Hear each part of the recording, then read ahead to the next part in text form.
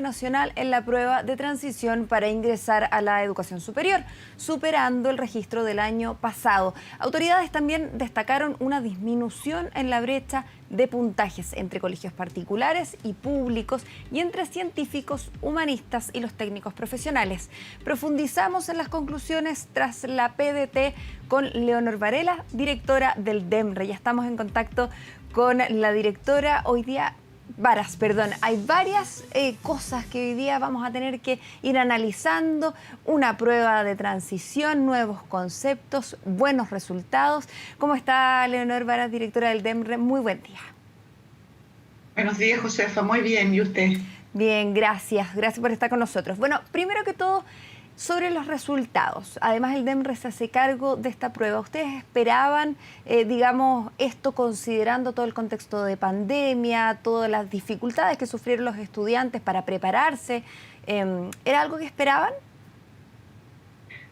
Más o menos, porque todos los estudios previos indicaban que todos los cambios que estábamos haciendo eran cambios que iban a disminuir la brecha. Teníamos bastante evidencia, pero en un año tan difícil como fue el 2020, donde los estudiantes cuarto medio, que es un paso importante en la vida, salir del colegio, lo vivieron en bastante soledad, sin sus compañeros, sin sus profesores y profesoras, y además con diferencias importantes. La pandemia no nos afecta a todos por igual.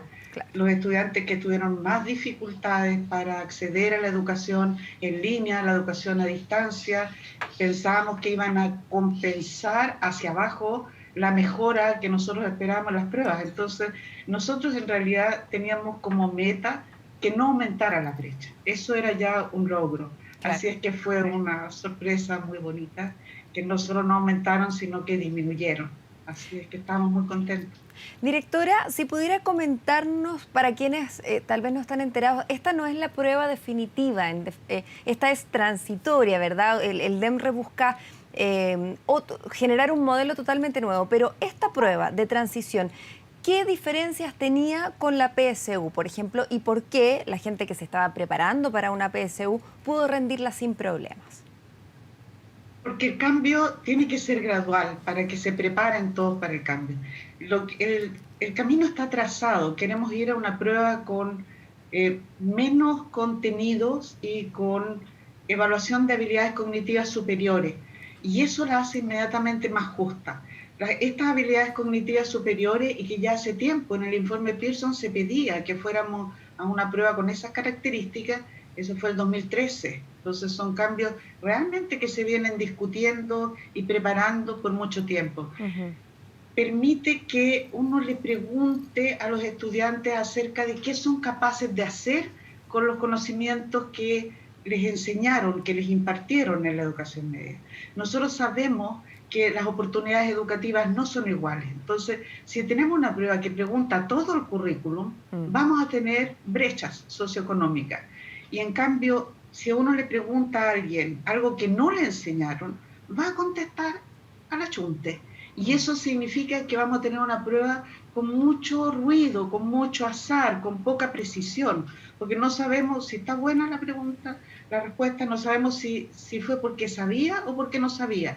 Y tampoco podemos preguntarle qué es capaz de hacer con algo que no se lo enseñaron, si es capaz de aplicarlo, si es capaz de usarlo para resolver problemas. Entonces, esa es la decisión y tiene que ser pausada para que todo el sistema se prepare. Claro, pero directora, por ejemplo, cuando usted menciona que la idea en esta parte no eran solo contenidos, sino que ir de alguna forma evaluando, por ejemplo, habilidades cognitivas superiores. Si nos pudiera dar algún ejemplo concreto o práctico de qué tipo de preguntas se hacían y qué tipos de preguntas se están haciendo ahora, porque cuando decimos que ya no se evalúan solo contenidos, sino competencias, en no algo que es verdad como un facsímil que tiene que rellenarse, cuesta entender cómo se evalúa las competencias, las habilidades cognitivas superiores.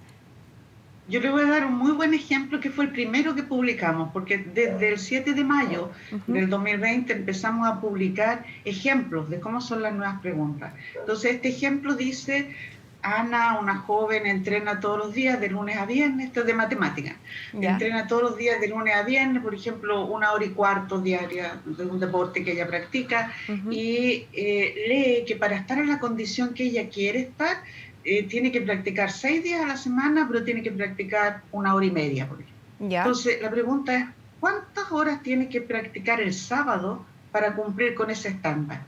Es una pregunta que sabemos que todos los estudiantes de enseñanza media, e incluso más jóvenes, saben responder. Es la pregunta acerca de cuadrar un promedio. Todos los estudiantes han resuelto el problema. ¿Qué nota necesito en la última prueba para que mi promedio del curso sea 6,5? Eso lo saben resolver, se lo preguntamos en otro contexto. Y luego publicamos la resolución, y una resolución muy elegante, con álgebra, una ecuación, y eso es lo que es en el contexto académico.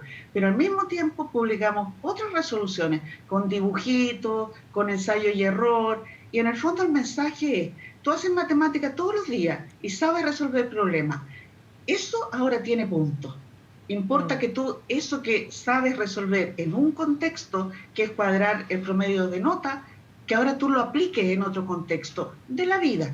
Ese es el tipo de cambio que son capaces de hacer, no solamente qué es lo que saben porque se los enseñaron, porque tenemos diferencias y hay muchas cosas que están en el currículum y no se enseñan a todos.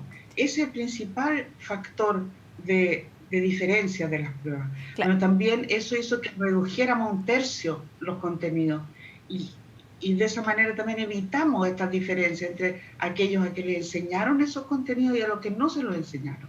Claro, porque en definitiva, si bien estoy entendiendo, entonces la idea es que todos tengan la oportunidad de acceder a la educación superior, entendiendo que los conceptos básicos los pueden manejar en el día a día, como usted decía, pero claro, hay que reducir de manera importante los contenidos, pero también acá hay algo muy particular que tiene la nueva prueba de transición, que es el tema del mérito, porque además, por ejemplo, decía, si un joven no logra obtener 450 puntos mínimos para postular a las universidades adscritas, pero se encuentra dentro del 10% superior de su establecimiento, podrá hacerlo. Y de hecho, casi 5.000 alumnos, en el fondo, en este proceso, forman parte de esa opción. Coméntenos un poco por qué se genera este espacio y a qué apunta también. Claro, es muy importante en realidad porque es terrible que la prueba se dé solo una vez al año. Y esa vez en el año pueden pasar 1000 cosas que dificulten a un joven tener un buen rendimiento. Entonces es importante considerar la experiencia escolar. Si alguien sale en el 10% superior de las notas de su colegio, sabemos que es una persona que se esforzó, que fue meritorio durante un largo tiempo y eso tiene que valer, tiene que ser muy importante y es más importante considerarlo así como una condición que está con un no vinculada al otro. Reconozco esto o lo otro porque meterlos en una juguera y sacar un numerito, un promedio, puede ser menos preciso. O sea, en la prueba nosotros le exigimos una buena prueba de selección que si alguien queda con un puntaje superior, tenga una probabilidad más alta de que le vaya bien en la universidad. Claro. Y obviamente si uno dice, es posible decir que alguien con un 6,5 en un colegio tiene una probabilidad más alta que le vaya bien que alguien que tiene un 6 en otro colegio, y claramente no, porque las notas no son iguales en todos los colegios. Entonces, nosotros calculamos los puntajes ponderados considerando las notas, el NEM es el factor, pero de alguna manera ese no es un reconocimiento tan explícito a decir si alguien está entre los buenos alumnos de su colegio, en ese contexto escolar se esforzó y mantuvo durante 4 años una actitud que es súper buen predictor de cómo le va a ir en la universidad. Una persona perseverante, una persona estudiosa, una persona trabajadora. Ese es un antecedente extraordinario. Directora, se lo planteo de la siguiente manera, porque, claro, en definitiva, ese punto aborda una problemática que se ha planteado todos los años y es el hecho del estrés que genera el que tengan que rendirlo en una sola oportunidad. Porque en el fondo, al tener un buen rendimiento durante el año, esto lo valida, lo respalda para este proceso de postulación, ¿verdad?, a las universidades. Pero también pudiera servir si es que esta persona que sacó un mal puntaje viene de un colegio que en general, o de una escuela o de un liceo, donde en general el rendimiento no es muy bueno. También puede ser, ¿o no? Claro que No sé si me puede ser explico. que le hayan enseñado pocas cosas, pero el antecedente de que está en el 10% superior de su colegio es un antecedente muy importante, independiente de cuántos conocimientos tenga. Para seleccionar para la educación superior, importa, claro, que sepan cosas que se necesitan después, pero aquello que no se sabe, la universidad puede compensarlo mediante preparaciones adicionales, etcétera. Pero en cambio, algo que se forma a lo largo de la vida, que es ser trabajador, estudioso, perseverante, ese tipo de cosas son extraordinariamente valiosas también. Claro. Entonces, aquello que no me enseñaron, bueno, me lo enseñan y lo aprendo, pero si soy capaz de mantenerme estudiando, perseverar, etcétera, eso es algo que importa mucho en el éxito, en la vida en general, pero en la educación superior en particular. Entonces, hay que considerarlo. Ahora, directora, el subsecretario de Educación, Juan Eduardo Vargas, y usted también al principio de esta entrevista mencionaba la importancia de pensar en que la prueba de selección universitaria o de transición pueda rendirse no solo una vez al año. ¿Por qué se plantea, en definitiva, esta opción? O sea, ¿qué hace que se abra el debate?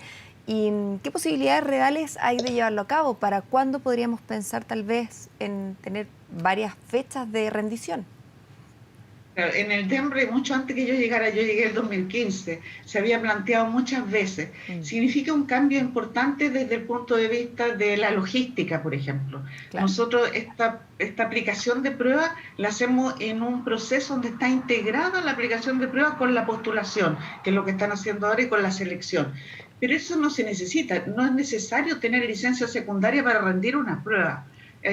Absolutamente independiente. O sea, se podría rendir la prueba en tercero medio, podrían rendirla si tuviéramos más fechas en el año, podría alguien decir, mire, yo voy a rendir en el invierno, voy a rendir las dos pruebas, por ejemplo, de lenguaje y de historia, y les voy a Claro. reservar para insistir después en las otras pruebas, las voy a pausar. ¿Por qué se abrió esta posibilidad? Se abrió porque hay más universidades que están ingresando estudiantes a primer año en segundo semestre, no solamente en primer semestre.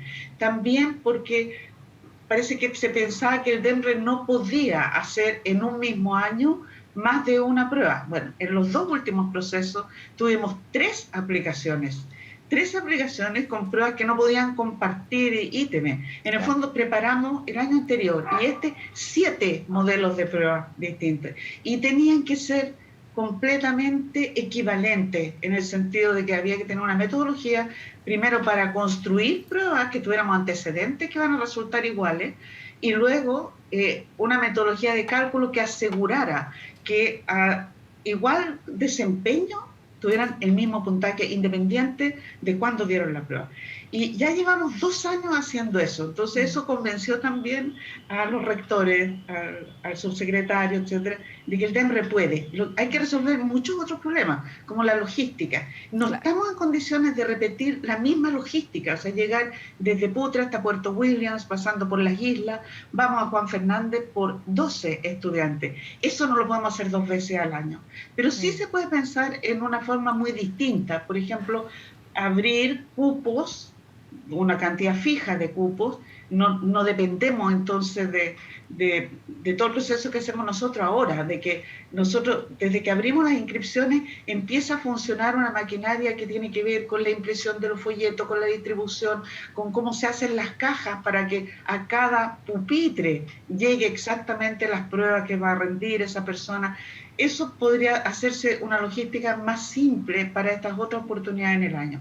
Y yo digo que una de las importancias mayores que tiene esto es, primero, de que la gente no pierda un año entero cuando tiene una dificultad para rendir en un momento, que es muy duro. O sea, llegan muchas personas que tienen problemas tremendos. O sea, un accidente, se murió la mitad de la familia. ¿Cómo va a dar una prueba? Y tienen que esperar un año entero. Entonces, y no les podemos dar solución, tienen que esperar un año entero. Pero lo otro es que el estrés asociado a esta prueba una sola vez al año tampoco nos afecta a todos por igual. Las poblaciones más vulnerables, las mujeres sufrimos mucho más con el estrés. Sabemos que bajo estrés, por ejemplo, se reproducen conductas que son estereotipos de género. Si estamos bajo estrés y existe el estereotipo de que las mujeres somos malas en matemáticas, vamos a tener inferior desempeño en matemáticas. Ahora, Entonces, es muy importante desde el punto de vista de la justicia también de esta medición. Ahora, directora, ya que usted lo plantea como algo que, claro, es algo que se habla todos los años de la logística que implica llevar a cabo este proceso a lo largo y ancho de todo el país, la impresión de facsímiles, usted lo decía, tratar de llegar a cada punto del territorio, no abre esto, perdón, directora, tenemos en este momento a la hora, vamos y volvemos, denos unos minutitos y ya estamos de vuelta. Muy bien. Ahora,